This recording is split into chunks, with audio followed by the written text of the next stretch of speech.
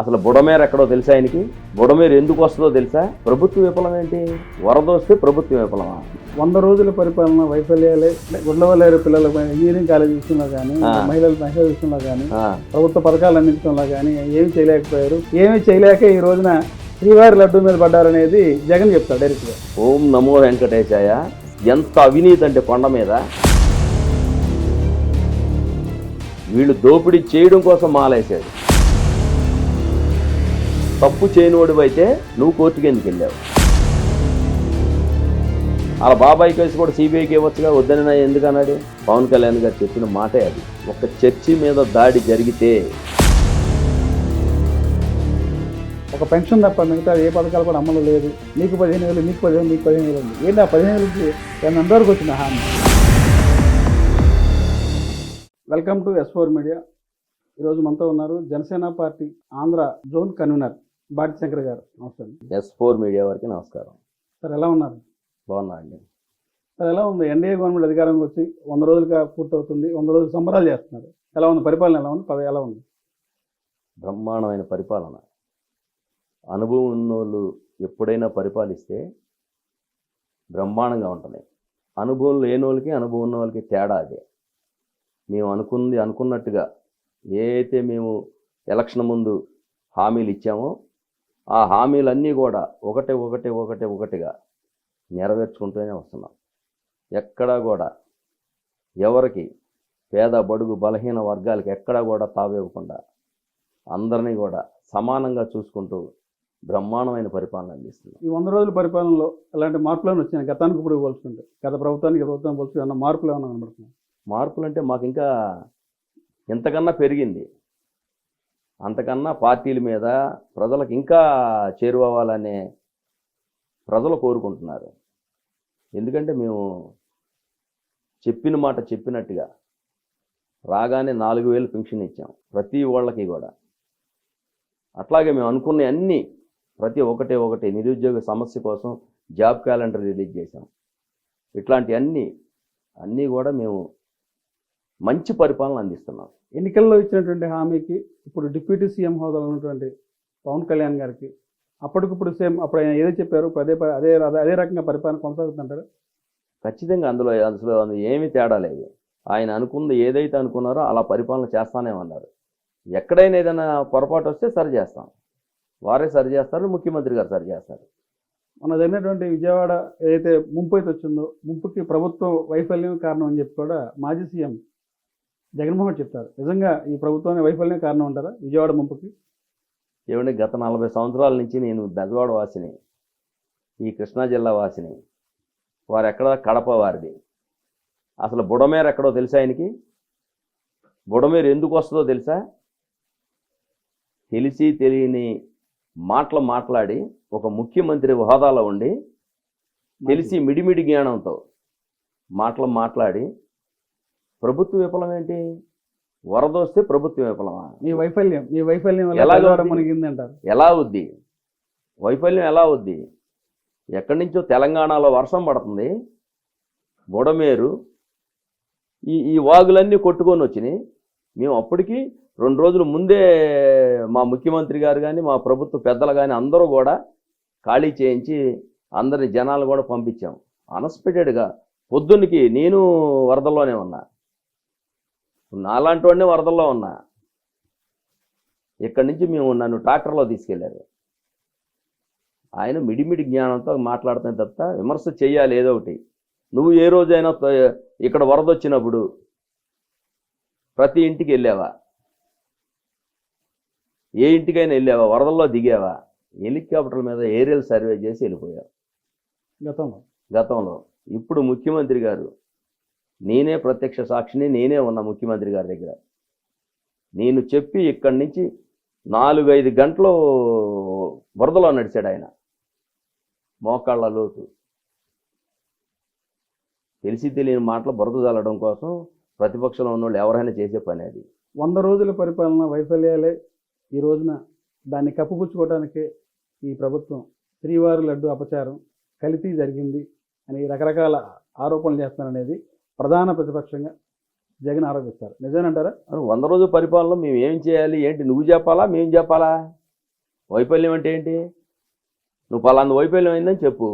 ఏం చెప్పాలి? అంటే గుడ్లవల్లేరు పిల్లల ఇంజనీరింగ్ కాలేజ్ విషయంలో కానీ మహిళల విషయంలో కానీ ప్రభుత్వ పథకాలు అందించడంలో కానీ ఏమి చేయలేకపోయారు. ప్రజలు నిరాశలో అసలు అక్కడ ఉన్నారు. గుడ్ల వెళ్ళారు. ఏదో చేస్తారని ప్రజలతో మాయ చేసి అధికారంకి వచ్చారు. ఏమీ చేయలేక ఈ రోజున శ్రీవారి లడ్డు మీద పడ్డారనేది జగన్ చెప్తారు డైరెక్ట్గా. దాని మీద ఏం చెప్తారు ఒక జనసేన పార్టీ నాయకుడిగా? ఓం నమో వెంకటేశాయ. శ్రీవారు లడ్డుని, పవిత్రమైన లడ్డుని వాళ్ళు కల్తీ నెయ్యితో ఆ లడ్డూని తయారు చేయడం వల్ల ఆ రిపోర్ట్ ట్రస్ట్లు అన్నీ కూడా వస్తే విడుదల చేసింది ఎవరు? ఈవో శ్యామలరావు గారు. దాన్ని ముఖ్యమంత్రి గారు చెప్పారు. దీనికి విచారణకు సిద్ధమా అన్నారు. దీని మీద విచారణ చేయండి అన్నారు. ఒక లడ్డూయే కాదు, అసలు వాళ్ళ హయాంలో, జగన్మోహన్ రెడ్డి ప్రభుత్వ హయాంలో ఎంత అవినీతి అంటే కొండ మీద ఒక చైర్మన్ వచ్చి రోజుకు 1000 టికెట్లు దర్శనం కానీ సేవలు కానీ అన్నీ అమ్ముకోవడమే. ఇదంతా రెడ్డి మాఫియా గ్యాంగి. గత ప్రభుత్వంలో రెడ్డి మాఫియా గ్యాంగి. కొండ మీద ఈవో కూడా రెడ్డి గారే, చైర్మన్ కూడా రెడ్డి గారే, కింద ఎమ్మెల్యే కూడా రెడ్డి గారే. వీళ్ళంతా దోపిడీ చేశారు అయ్యవారి గుడిని. ఒకటి కాదు, అక్కడ ప్రతిదీ దోపిడే. ఏ ఆడిట్ లేకుండా చేసిన బిల్లులు ఎన్నో ఉన్నాయి. గత 5 సంవత్సరాల్లో లేనటువంటి ఆరోపణలు ఇప్పుడే ఎందుకు గవర్నమెంట్ వచ్చిన 3 నెలల్లోనే ఎందుకు ఈ ఆరోపణలు చేస్తున్నారు? ఈ 5 సంవత్సరాల్లో కనీసం ఇలా లడ్డూలో ఏదైనా తేడా వచ్చినప్పుడు కానీ క్వాలిటీలో వచ్చినప్పుడు ఆ రోజు ఎందుకు స్పందించలేదు, మాట్లాడలేనటువంటి వారు ఈ రోజున ఎందుకు ఈ విషయాన్ని చేస్తున్నారు? మంచి క్వశ్చన్ అడిగారు. కానీ అప్పుడు ఉన్నది గవర్నమెంట్ ఎవరిది? వాళ్ళది ఉన్నప్పుడు వాళ్ళ లడ్డు మీద విచారణ చేపెడతారా? ఏదైనా చెకింగ్ చేయగలరా? అంటే తేడా వచ్చినప్పుడు చెప్పాలి కదా, క్వాలిటీలో తేడా ఉంది, ఈ రకంగా ఎలా ఉందని. పవన్ కళ్యాణ్ గారు చాలాసార్లు చెప్పారుగా, నాణ్యం లేని లడ్డూలు అమ్ముతున్నారని పవన్ కళ్యాణ్ గారు చెప్పారు, బహిరంగ సభలో చెప్పారు. నువ్వు హిందూ ధర్మాన్ని సర్వనాశనం చేస్తున్నావు అని కూడా చెప్పారు. మేము చేస్తున్నాం అన్నీ. బహిరంగ సభలో ఆయన హెచ్చరించాం కూడా. నువ్వు క్రిస్టియన్వి, నువ్వు ఏ రోజైనా ముఖ్యమంత్రి గారు తన భార్యను తీసుకొని కుటుంబంతో అమ్మవారి గుడికి కానీ అయ్యవారి గుడికి కానీ ఎక్కడికైనా వెళ్ళారా? ఇది హిందూ సంప్రదాయం కాదా? నీ సంప్రదాయం వేరా? నువ్వు క్రిస్టియన్ అయి ఉండి ఒక క్రిస్టియన్ని చైర్మన్గా నియమిస్తే ప్రజలు ఊరుకుంటారా? అందుకే మొన్న గుయ్యం అనేటట్టు 11 సీట్లు ఇచ్చారు. ఇంకా ఈ జీవితంలో ఈ ఆంధ్రప్రదేశ్కి ముఖ్యమంత్రి కాదు కదా, ప్రతిపక్ష హోదా ఎలా కోల్పోయింది, అంతకన్నా దారుణంగా ఉంటుంది. అంటే వైవి సుబ్బారెడ్డి దాదాపు ఇప్పటికి 42 సార్లు అయ్యప్ప మాలేసుకున్నాడు. ఆయనకన్నా సీనియర్ భక్తులు ఇంకొకరు ఉండరు అనేది కూడా జగన్ చెప్తారు. మీరేమో ఆయన కూడా క్రైస్తవులు అంటారు. దసరాకి వేషగాళ్ళు వస్తారు, వేషాలు వేసుకొని. వాళ్ళేం భక్తితో కాదు, ఆకలి కోసం వస్తారు. వీళ్ళు దోపిడీ చేయడం కోసం మాలేశాడు కేవలం. అరే 1000 టికెట్లు సార్, చైర్మన్ అమ్ముకుండే 1000 టికెట్లు, 10,000, 20,000 శ్రీవాణి టికెట్ 10,500. 500 ఏమో టెంపుల్కి, 10,000 ఏమో మీకు. దానిలో జగన్ కూడా వాటా ఉందంటారు. అందరికీ వాళ్లే కదా, వాళ్ళ ముఖ్యమంత్రి, వీళ్ళు సలహాదారులు, వీళ్ళు ఎంపీలు, ఎమ్మెల్యేలు, మంత్రులు, పక్కనేమో పెద్దిరెడ్డి.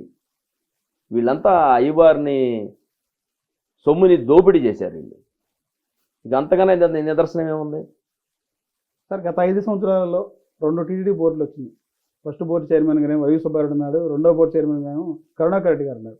ఆ బోర్డులో మీ యొక్క అభిప్రాయం ఏం చెప్తారు? ఇద్దరు వీడే నాస్తికులే. ఊరికినే మేకపోతు గాంభీరం. నేను హిందువునని ఆయన పెద్ద బొట్టు పెట్టి, నేను హిందువునని మాలేసుకొని, అది మనసులో ఉండాలి, భక్తితో చేయాలి. ఒక లడ్డే కాదు, అన్నీ స్కామే. పైన ప్రతిదీ స్కామే. అన్నదానంలో నాసిరకం అన్నదానం పెట్టారు, నాసిరకం బియ్యం వేశారు. అంతకుముందు భోజనం చేయండి, ఇంతకుముందు భోజనం చేయండి. నేను చాలాసార్లు వెళ్ళినప్పుడల్లా భోజనం చేస్తానే ఉంటా. చాలాసార్లు నేను ఆ ఈఓ గారి దగ్గర అసిస్టెంట్లకు కూడా కంప్లైంట్ చేసి వచ్చా. కంప్లైంట్ బుక్లో అక్కడ బుక్ ఉంటుంది. సార్ ఈరోజు భోజనం బాగోలేదు, ఒక భక్తుడిగా గత 5 ఏళ్లలో ఇదే పరిస్థితి. గత 5 ఏళ్లలో నేను ఒక 10 సార్లు వెళ్ళి ఉంటా. 10 సార్లు 4-5 సార్లు భోజనం చేసినప్పుడు నేను కంప్లైంట్ చేసే వచ్చా. 4 సార్లు కంప్లైంట్ చేశాను. మరి ఇంతకన్నా నిదర్శనం ఏముంది? మా హయాంలో ఎటువంటి అపవిత్రం జరగలేదు, ఎటువంటి ఇట్లా జంతు కళేబరాలకు సంబంధించినటువంటి కల్తీ ఆయిల్తో చేయలేదు, దీని మీద నా కుటుంబ సభ్యులతో తిరుమలలో ప్రమాణం చేస్తారని చెప్పి వైవి సుబ్బారెడ్డి చెప్తారు. జగన్మోహన్ రెడ్డిని తీసుకొని రమ్మనండి. వీళ్ళ కుటుంబం వాళ్ళ కుటుంబం, జగన్మోహన్ రెడ్డి కుటుంబం కూడా రావాలి ప్రమాణ స్వీకారానికి. అప్పుడు అవతల వాళ్ళు కూడా వస్తారు. నేను ఊరికినే అవండాలు చేస్తే అట్లాగా నేను కుటుంబంతో వస్తా. నీ మీద విజిలెన్స్ ఎంక్వైరీకి లెటర్ ఇచ్చినప్పుడు మీరు కోర్టుకి ఎందుకు వెళ్ళారు? కోర్టుకి వెళ్ళకూడదు కదా. ఎంక్వైరీ ఎదుర్కో. నువ్వు నీతిమంతుడు అయితే ఎంక్వైరీని ఎదుర్కో, లేకపోతే సిబిఐ విచారణ వేయండి అన్నది. నిన్న కరుణాకర్ రెడ్డి అంటున్నాడు సిబిఐ విచారణకి సిద్ధమని. ఓకే, మీరే పెట్టేయండి సిబిఐకి. గవర్నమెంట్ కూడా అవసరం, మీరు పెట్టుకోవచ్చు నన్ను సిబిఐ ఎంక్వైరీ చేయండి అని. మళ్ళీ ఈరోజు కోర్టుకి వెళ్ళి కోర్టులో ఫిల్ వేశారు. ఒకటేమో హైకోర్టులో, ఒకటేమో సుప్రీంకోర్టులో. మరి దీన్ని ఎలా చూడాలి మనం? తప్పు చేయనివాడు అయితే నువ్వు కోర్టుకి ఎందుకు వెళ్ళావు? అంటే మేము తప్పు చేయలేదు, సిబిఐ విచారణకు సిద్ధం అని చెప్పి అన్నారు. సిట్టింగ్ జడ్జితో కానీ లేదు, హైకోర్టులో పిల్లి వేసాడు ఈయన. ఇందాక 3ంటికే వేసాడు. నేను ఏ తప్పు చేయలేదు, నన్ను విచారణ చేయడం ఏంటని సుబ్బారెడ్డి గారు వేశారు. దాన్ని ఎలా పరిగణలోకి తీసుకోవాలి మనం? నువ్వు కుటుంబ సభ్యులతో వచ్చి ప్రమాణ స్వీకారం అంటావు, మళ్ళీ హైకోర్టులో ఫిల్ వేస్తావు. ఇదంతా దోపిడీ చేసేసారండి అయ్యవారి గుడిని. హిందూ ధర్మాన్ని మేము పరిరక్షించాము, హిందూ ధర్మాన్ని కాపాడామని చెప్పి ఇదే వైవి సుబ్బారెడ్డి కానీ కరుణాకర్ రెడ్డి కానీ పదే చెప్పారు. చంద్రబాబు హయాంలోని హిందూ ధర్మాన్ని కాపాడాలని చెప్తారు. ఎలా చెప్తారు? మీరు క్రిస్టియన్ అయి ఉండి హిందూ ధర్మాన్ని ఎలా కాపాడతారో, ఎలా పరిరక్షిస్తారు చెప్పండి? మీ బర్తే క్రిస్టియన్. ప్రజలు మోసపోయి మీకు ఓటేశారు. పోయినసారి రాజశేఖర రెడ్డి గారు ఈ 2 కొండలే అన్నారు, గుర్తుందో లేదో మీకు? 7 కొండల వారిని ఈ 2 కొండలే అన్నారు ఆయన. మరి ఆయనకి నిజంగా హిందువు అయితే మనం ఏదో చదువుతాం కదా, పురాణం చదువుతాం కదా, దాంట్లో ఏముందా? కొండలు ఏంటి? భగవద్గీత ఏదో తిరుమలకి వెళ్ళినప్పుడు నీకు హోదాలో ఏదో పుస్తకం ఇస్తారుగా, ఆ చరిత్ర, అయ్యవారి చరిత్ర అంతా అదైనా చదివి ఉండాలిగా ముఖ్యమంత్రి గారు రాజశేఖర రెడ్డి గారు. 2 కొండలే అన్నారు. మరి వీరికి అయ్యవారి మీద ఎంత భక్తి ఉందో దీన్ని బట్టి తెలిసిపోతుంది. మొత్తం దోపిడీ చేశారు సార్. అయ్యవారి గుడిని అందరూ కూడా దోపిడీ చేసి వదిలేశారు. ఇవన్నీ విచారణ తేలుస్తారు చంద్రబాబు గారు. సార్ ఇప్పుడు ఈ కల్తీ ఏదైతే ఉందో నెయ్యికి సంబంధించిన దాంట్లో పరోక్షంగా కానీ ప్రత్యక్షంగా కానీ మాజీ ముఖ్యమంత్రి జగన్ సంబంధం ఉందంటారా? ఎందుకు సంబంధం ఉండదు? చూడవలసిన పెద్ద మనిషి నువ్వేగా. ఈ రాష్ట్రానికి గతంలో తండ్రి నువ్వే కదా. ఎక్కడ తప్పు జరిగిందో తెలుసుకోవాలి. బోర్డు వేరు, ఇది ముఖ్యమంత్రి వేరు కదా. వీరే కదా నియమించింది, ముఖ్యమంత్రి గారేగా నియమించింది. ఎవరెవరు నియమించారు? దాంట్లో 3 సభ్యులు ఉంటారు, దాన్ని చెక్ చేస్తారని నిన్న కరుణాకర్ రెడ్డి చెప్తా ఉన్నాడు. ఎవరైనా ఉన్నాయి, బీజేపీ వాళ్ళు ఉన్నాయి, ఇటేపు వాళ్ళు అటేపు వాళ్ళు ఎవరో ఉన్నాయి. విచారణ చేయించండి, సిబిఐ ఎంక్వైరీ అడగండి, ముఖ్యమంత్రి గారు చేయిస్తారు. ఒకరోజేమో సిబిఐ వద్దని రాశారు. వాళ్ళ బాబాయ్ కేసులో ఉలుకు లేదు పలుకు లేదు. వాళ్ళ బాబాయ్ కేసు కూడా సిబిఐకి ఇవ్వచ్చుగా, వద్దని ఎందుకు అన్నాడు? ఇప్పటికే జగన్మోహన్ రెడ్డి ప్రధానమంత్రి లేఖ రాశారు, దీని మీద ఎంక్వైరీ చేయాలి, హిందూ ధర్మాన్ని కాపాడనని. ఎలా చూస్తారు దాన్ని జనసేన నాయకుడు? రాజకీయంలో ఇది ఒక ఎత్తు. ముందే మనమే వెళ్తే వాళ్ళు వెళ్ళరు కదా అని. ఏమి హిందూ ధర్మ పరిషత్తు అసలు ఏమి ఊరుకోదు. ఎక్కడ అవినీతి జరిగిందో, లడ్డూలో కల్తీ ఎక్కడ జరిగిందో, కొండ మీద ఏం జరిగిందో అన్నీ కూడా విచారణ చేయిస్తాం. ఎవరైతే ఉన్నారో అందులో అందరినీ కూడా అరెస్టులు చేపిస్తాం. ఎన్డీఏ ప్రభుత్వం ఈ శ్రీవారి ఆలయాన్ని ఎలా ప్రక్షాళన చేస్తుంది? ఇప్పటివరకు జరిగినటువంటి వ్యవహారంలో కానీ అవినీతిలో కానీ దాన్ని ప్రక్షాళన ఏ రకంగా చేస్తుంది?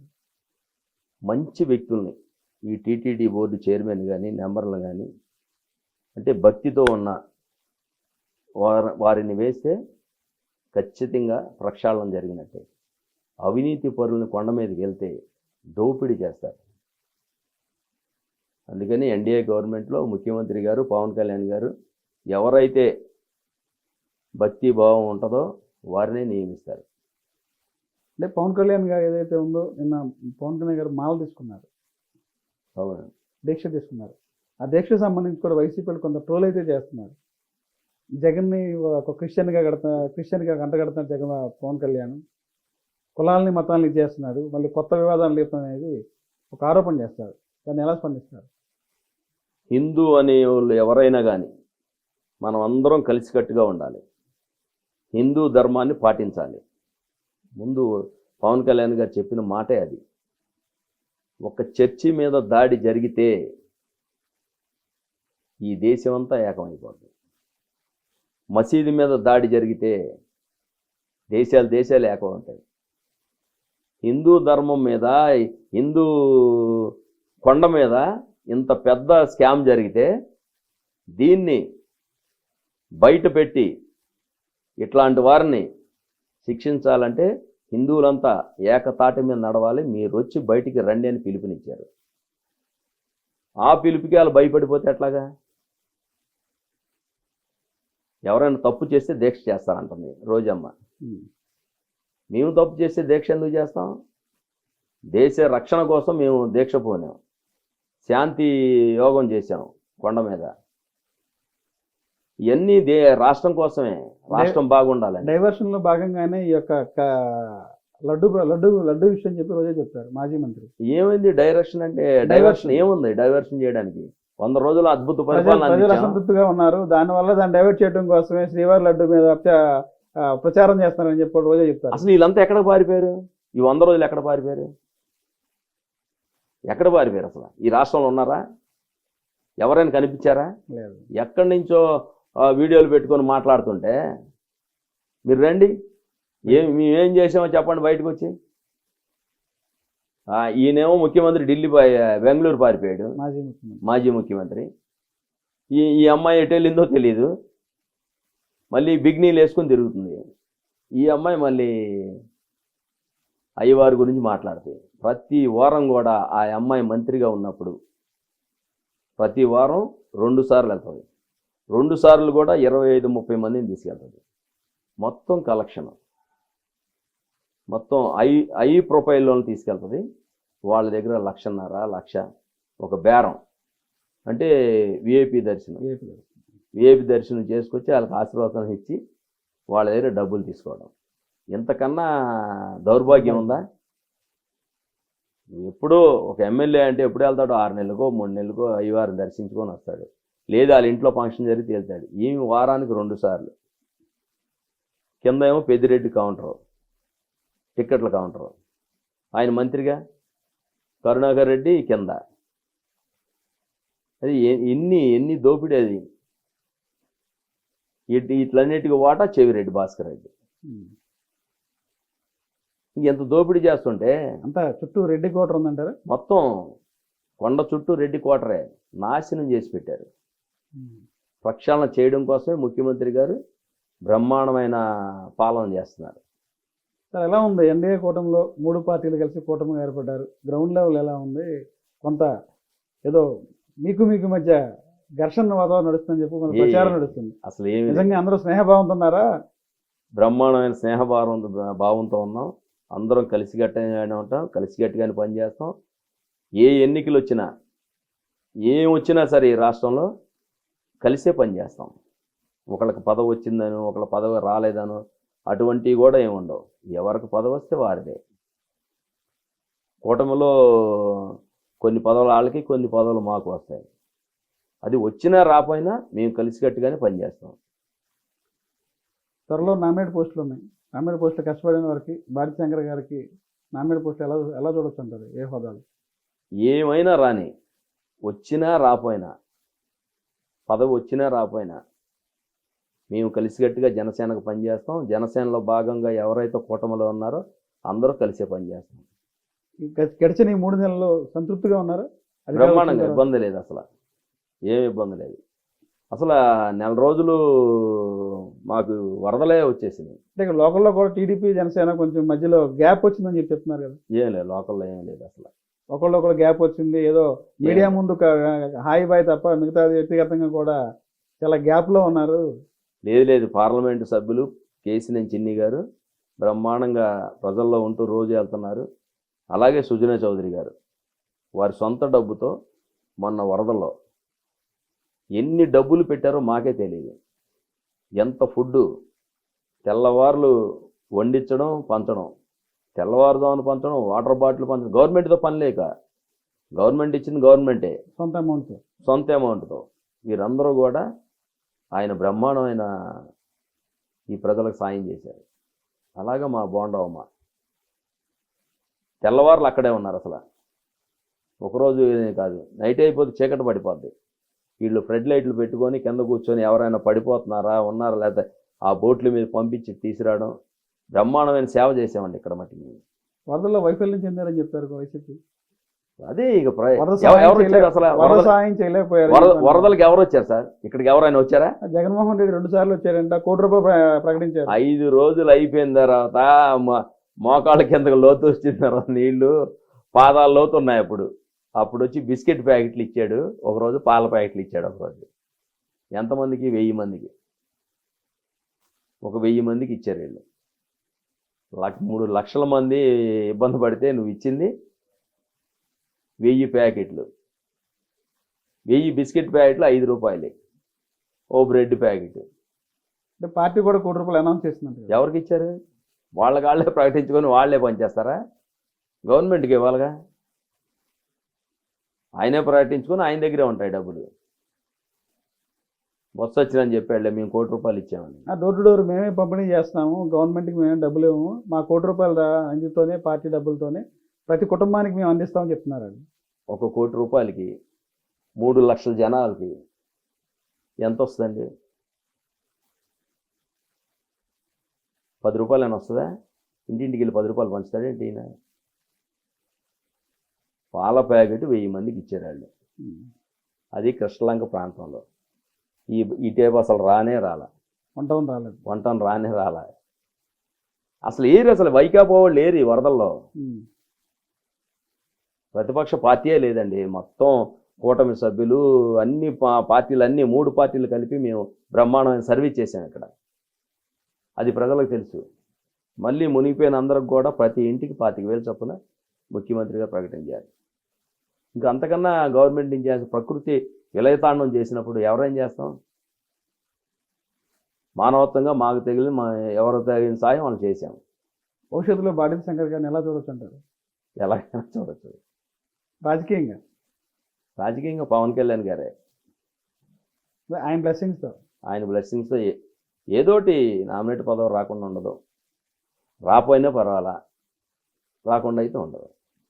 గుర్తింపు అయితే ఉంటుంది. కష్టపడిన జనసేనలో గుర్తింపు ఉంటుంది, ఉండకుండా ఉండదు. సార్ మీ కుటుంబ నేపథ్యం ఏంటి? మీరు ఎలా వచ్చారు రాజకీయాల్లో? నేను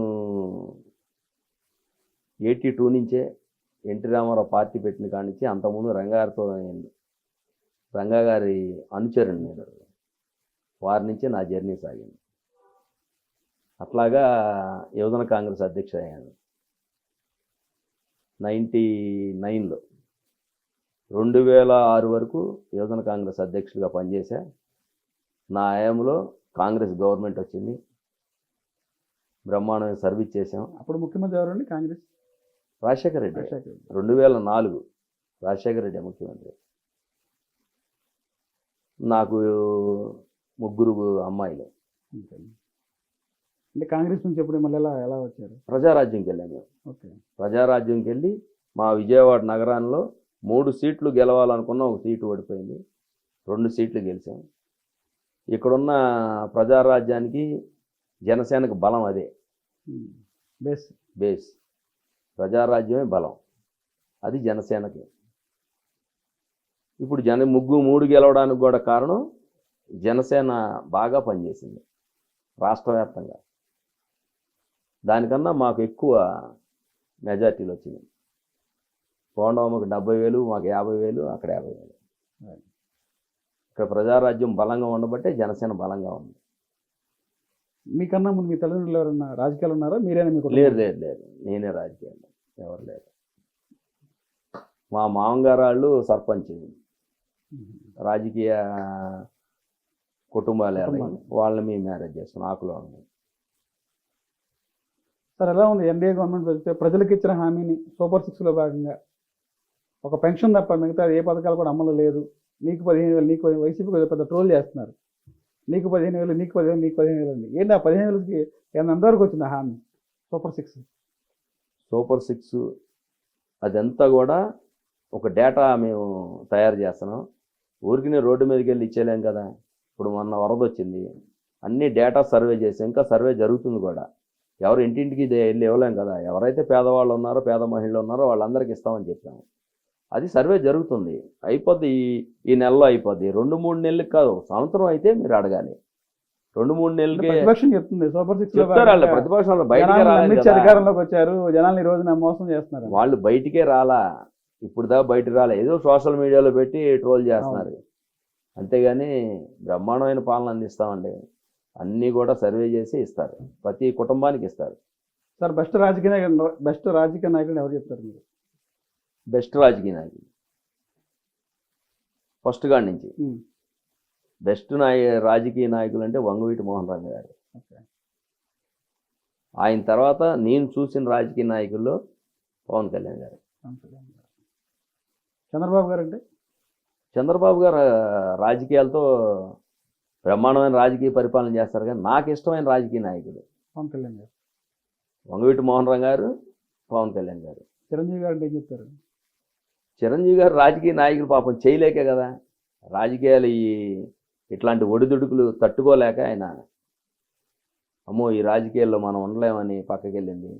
ఆయన ఉంటే పెద్ద రాజకీయ నాయకుడు అయ్యేవాడు. తట్టుకొని ఉంటే ఎప్పుడో ముఖ్యమంత్రి అయిపోయేవాళ్ళు. 2014లో ఈ రాష్ట్రానికి ముఖ్యమంత్రి అయ్యేవాడు. జగన్మోహన్ రెడ్డి అంటే జగన్మోహన్ రెడ్డి అసలు ఆయన రాజకీయ నాయకుడు అని ఎవరు అనరు. వ్యాపారవేత్త, పొలిటీషియన్ కాదు. ఆయన చెంచులగూడ జైల్లో ఉంటూ ఏ స్కామ్ ఎలా చేయాలో నేర్చుకున్న మొదటి వ్యక్తి జగన్ రెడ్డి. మందులో వ్యాపారం చేశాడు, ఇసుకలో వ్యాపారం చేశాడు, మనుషుల మీద వ్యాపారం చేశాడు. అసలు ఎన్ని చేయాలో అన్ని చేసేసాడు. మట్టి దోపిడీ చేశాడు, పిల్లలకి ఇచ్చే ట్యాబుల మీద దోపిడీ చేశాడు. ఎందులో స్కామ్ లేదు. ముఖ్యమంత్రి గారు అన్నీ తీసి విచారణ చేయిస్తారు. ఒక్కోటి ఏం జరిగింది. ఒక లడ్డూయే కాదు, వీళ్ళు చేసిన పాపాలు చాలా ఉన్నాయి. 5 సంవత్సరాలు జరిగినటువంటి ప్రతిదీ అన్నీ. ఏది రోడ్లు వేసావా, నేను ఇంటికి 10,000 వేస్తున్నా, 12,000 వేస్తున్నా, అమ్మఒడి అంటున్నా. గతంలో ఏ పిల్లలనైనా ఏ ప్రభుత్వం చదివించలేదా? హై స్కూళ్ళు ఎందుకున్నాయి, కాలేజీలు ఎందుకున్నాయి? మనం కొద్దిగా స్థిరపడిన తర్వాత, మన దగ్గర డబ్బులు ఉన్న తర్వాత మనం ప్రైవేటు స్కూల్స్కి వెళ్ళాలి. మన దగ్గర డబ్బులు ఉన్నాయని చెప్పడం కోసం పేదవారిని ఏ ప్రభుత్వం అయినా చదివించింది. వీరేమో 10,000 వాళ్ళకి వేసేసి మీరు ప్రైవేట్గా చదివించుకోండి అంటే 10,000కి చదివిస్తారా? సాధ్యపడదు. ఎప్పుడో జనవరిలో 10,000 12,000 వేస్తాడు. ఆ జనవరి రాగానే పాపం వాళ్ళు డీసెంట్ రోడ్డు ఎక్కడో 10,000 అయిపోతాయి, జగన్ వేసాడని. ఇక అంతే వాళ్ళు. సార్ ఇప్పుడు ఒక్క మాటలో చెప్పాలంటే ఎలా చెప్తారు? ఎన్టీ రామారావు. ఎన్టీ రామారావు మంచి యాక్టర్. రాజకీయ నాయకులు అంటే ఈ రాష్ట్రంలో కాంగ్రెస్ పార్టీ అప్పటికే 40 సంవత్సరాలు పాలించి ఉంది ఈ రాష్ట్రంలో. కాబట్టి ఎవరో కొత్త వ్యక్తి వచ్చారని రామారావు గారికి ఓటేసిన మాట వాస్తవం. రాజకీయ నాయకుడని ఒక యాక్టర్ అని వేశారు. ఆయన్ని రాజకీయ నాయకులుగా ఆయన మలుచుకున్నారు. అంటే రాజకీయాల్లో దీనికి ఏమైనా క్లాస్ ఇవ్వచ్చర్లా ఏమవసరలే. మనం రాజకీయాల్లోకి వచ్చినప్పుడు వ్యాపారం చేయకుండా ఉంటే చాలు. రంగాగారు అంటే ఏం చెప్తారు? రంగారు అద్భుతమైన లీడరు. డబ్బులు లేకుండా రాజకీయాలు చేసింది బహుశా ఈ దేశంలో ఈ రాష్ట్రంలో ఆయన ఒక్కడే ఉంటారు. కారు వెళ్తే ఎప్పుడు ఆయిల్ అయిపోద్దో కూడా తెలియని పరిస్థితి. అది రాజకీయ నాయకుల దగ్గర ఉన్న లక్షణం. వైఎస్ రాజశేఖర రెడ్డి వారు రాజకీయంగా మంచి పరిపాలన అందించారు. చంద్రబాబు నాయుడు గారు ఆయన బెస్ట్ ముఖ్యమంత్రి. పవన్ కళ్యాణ్ గారు కాబోయే ముఖ్యమంత్రి అని అనుకుంటున్నారు. నారా లోకేష్ బాబు దారిలో పడుతున్నారుగా, కొత్తగా వచ్చారు, మంత్రి చేస్తున్నారు. అందరూ ప్రజలకు సేవ చేయాలండి ఎవరైనా కానీ. ఊరికినే మేము రాజకీయ నాయకులన్నీ మాటలు చెప్పేసి రాష్ట్రంలో ఉన్న ఏదో వనరులను దోపిడీ చేస్తే కాదు. ప్రజలకు ఎలా మేలు చేయాలి, ప్రజలకు ఇంకేం చేయాలని చూడాలి. ఎన్నికల్లో భాగంగా ఏదైతే సూపర్ సిక్స్లో హామీ ఇచ్చామో ప్రతి ఒక్క హామీని అమలు చేస్తామని చెప్తున్నారు భారతీ శంకర్ గారు. దాంతోపాటుగా శ్రీవారి లడ్డూలో ఎవరైతే అపచారానికి పాల్పడ్డారో అది ఎంతటి వారినైనా శిక్షించాలని కూడా చెప్తున్నారు. ఎన్డీఏ గవర్నమెంట్ ఆధ్వర్యంలో శ్రీవారి టెంపుల్ని ప్రక్షాళన చేస్తాం, రాష్ట్రంలో జరుగుతున్నటువంటి అవినీతిని కూడా ప్రక్షాళన చేస్తామని చెప్పి కూడా భారతీ శంకర్ గారు చెప్తున్నారు. ఇది ఈరోజు మనతో ఉన్న గెస్ట్. నమస్కారం.